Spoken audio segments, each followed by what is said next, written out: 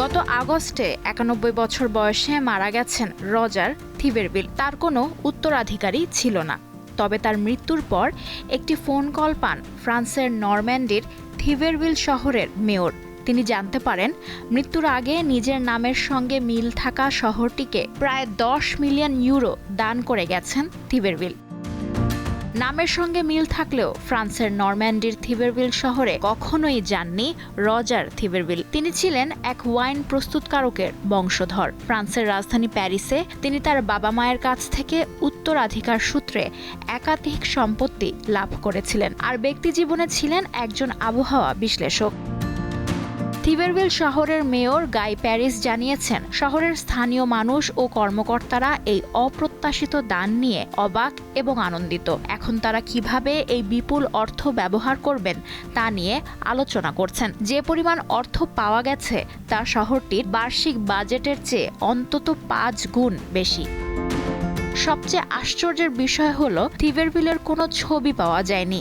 নিজের সব দেহের অস্থি শহরের কবরস্থানে একটি স্মৃতিসৌধে রাখাই ছিল তার একমাত্র ইচ্ছা। থিবেরভিল একটি সাধারণ ছোট্ট শহর, বাসিন্দা মাত্র ১,৭৬৫ জন। এই শহরে ১৯ শতকের শেষ দিকে তৈরি একটি প্রাসাদ এবং একটি প্রাচীন রিবন ফ্যাক্টরি রয়েছে। তবে নরম্যান্ডির অন্যান্য শহরগুলোর মতো কোনো বিশেষ বৈশিষ্ট্য নেই এই ছোট্ট শহরটির।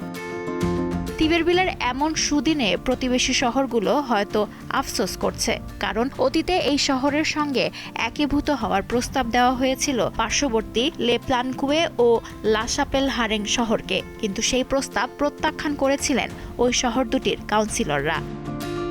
মেয়র প্যারিস বলেন, এটি স্পষ্ট যে থিবেরভিলের শহরের সঙ্গে অর্থ দানকারী ব্যক্তির একমাত্র সংযোগ ছিল তার নামের শেষাংশ। প্যারিসে তিনি একজন সাদাসিধে মানুষ ছিলেন এবং সাদামাটাভাবেই জীবনযাপন করেছেন। তিনি প্যারিস শহরের দক্ষিণ পূর্বে ৪টি অ্যাপার্টমেন্টের মালিক ছিলেন। মেয়র জানান, এই অর্থ দিয়ে শহরের সবার প্রথম কাজ হচ্ছে একটি নতুন প্রাথমিক বিদ্যালয় নির্মাণের জন্য নেওয়া ৪ লক্ষ ইউরোর ব্যাংক ঋণ পরিশোধ করা। মজার বিষয় হচ্ছে, শহরের সিটি কর্পোরেশন একটি পাবলিক সংস্থা হওয়ায় শহরটিকে দান করা অর্থের ওপর কোনো কর দিতে হবে না। পুরোটাই তারা শহরের উন্নয়নে ব্যবহার করবেন। লুৎফা ফৌজিয়া, দীপ্ত, বার্তাকক্ষ।